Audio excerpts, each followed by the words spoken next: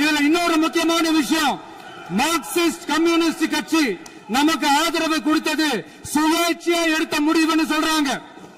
அதே மாதிரி இந்திய கம்யூனிஸ்ட் கட்சி நமக்கு ஆதரவு கொடுத்தது சுயேட்சையா எடுத்த முடிவுன்னு சொல்றாங்க.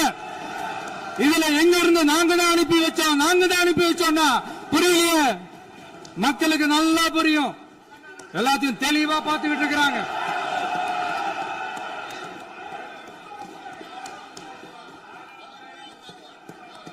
முதலமைச்சர் கண்டினியூ பண்ணலாம். மாண்பு முதலமைச்சர்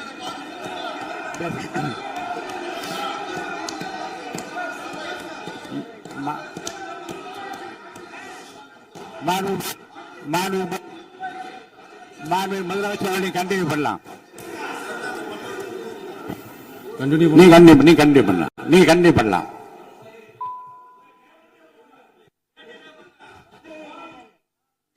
இந்த சமூக நீதி அரசுன்னு சொல்றவங்களை பார்த்து கேட்கிறேன், நம்ம பட்டியலின சகோதரர்களுக்கு எத்தனை அமைச்சர் பதவி கொடுத்தீங்கன்னு கொஞ்சம் சொல்ல முடியுமா?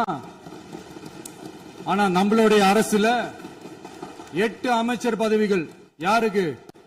நம்ம பட்டியலின சகோதரர்களுக்கு. எல்லாம் நம்ம அண்ணன், நம்ம தம்பி, நம்ம தங்கச்சிங்க.